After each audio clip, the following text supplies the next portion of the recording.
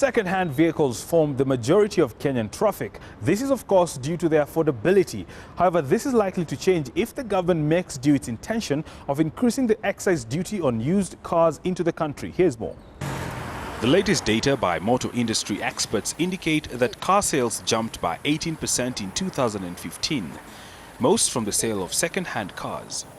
The sector is quite popular, with about 7,000 used cars getting into the country on a monthly basis. It's actually cheaper for you to import a second-hand vehicle than to actually buy one from the showroom. In terms of taxation, in terms of VAT, in terms of how much it will cost you, you'll find that buying a second-hand car may cost you maybe half the price of a fairly new car. So that's a major push that's pushing the market to actually go into it. And also the availability of credit. Right now you find that most of the cars that are being driven in the market right now are actually owned by the bank.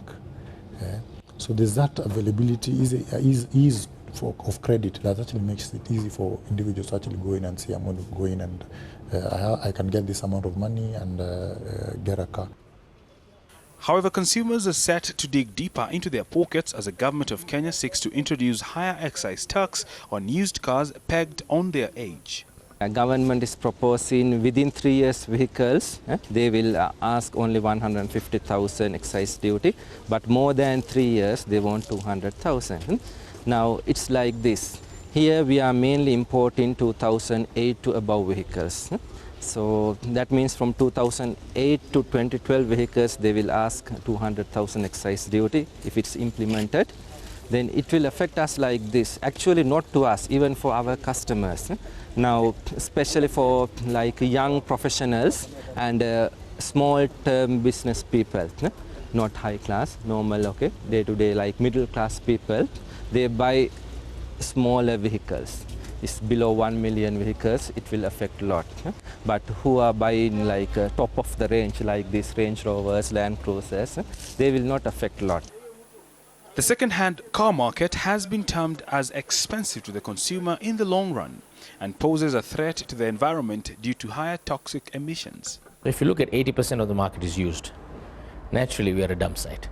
The countries that are sending us these cars, rather than recycling their cars, it's just easier to send them off, right? In fact, they give them at such reasonable prices, make it so affordable because they don't want the hassle of recycling those cars. Now imagine if they had to recycle those cars, right? It'd be a huge task for them. So we've given them the easiest way out. I really believe that there's something for the used cars as long as the age is reasonable. Second-hand imports have also been attributed to as a key competitor to local assembly plants such as General Motors, Toyota Hino Trucks and Mobius. But the challenges these plants are facing, or to encourage more people to come in, is one, the cost of production. Definitely looking at labor. One, we don't have much skilled labor in terms of motor wheel assembly. So it means that they have to go into the market pocket in terms of training these individuals for them to be able to know how to assemble the cars. Then you're looking at the cost of power, which is a major factor. We are still waiting to see how much geothermal will kick into the grid and how much that will affect in terms of cost of production of power. So that's another factor. Another factor is the cost of the materials or supplies. You find that up to 100% of what is to be assembled has to be imported. So that actually draws in issues of getting the right supplier, getting the right shipment, in terms of taxation, that actually levied on these particular products, that actually makes it a bit expensive. The Ministry of Energy has so far hinted at giving incentives to importers of new vehicles. The Kenya motor industry says that such an incentive is long overdue. There's been no change to the tax structure as far as we are concerned. What I would suggest to the government is that they can create that little segment, okay, of making it easier for us to bring this affordable car. So for example, the million-shilling car that I'm talking about, if the government gave us a tax break on that car, which is about a 1,000cc car, that car could become 800,000. And now we are competing directly with used car competitors.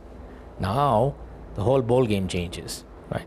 And remember, the very critical thing is that these are cars that will have less maintenance problems, better reliability, better emissions, things that this country needs to be looking at aggressively. With the 10 to 20% annual growth in vehicle imports, the United Nations predicts an influx of 5 million vehicles on Kenyan roads by the year 2020 and 8.7 million by the year 2050. The implications of this would be much older vehicles causing more pollution, but this can't be changed should the idea of a local secondary car market be embraced. I don't think that's gone downstream yet. I think it will go downstream as soon as the manufacturers really launch the new cars. So when we launch next year, it will be a huge impact. And I suppose other manufacturers will be doing the same thing. It'll be a huge impact to say, you know, we're getting 3-year warranty, reliability, better emissions, okay? And you're basically getting a brand new car, which you can own. The idea that a second-hand car market can develop locally, I think is something that we need to be promoting quite aggressively. Bringing somebody else's problems into our country, to me, doesn't make too much sense. Majority of the vehicles are coming from Japan, Singapore and Britain. Experts say that the government should now come up with policies that support local assemblies. We would like to see more of the local assembled cars coming into the market. But this all depends on how the government looks at it in terms of taxation and in terms of making these vehicles affordable for the low-end consumer. Because we're actually seeing a lot of vehicles that are unroadworthy coming into the market right now, or some vehicles that have surpassed their time in the market, and we're actually still seeing them on the road. So it's good for actually the government to actually tighten some of these loopholes and also make it affordable for Kenyans to be able to buy brand new cars from the showroom.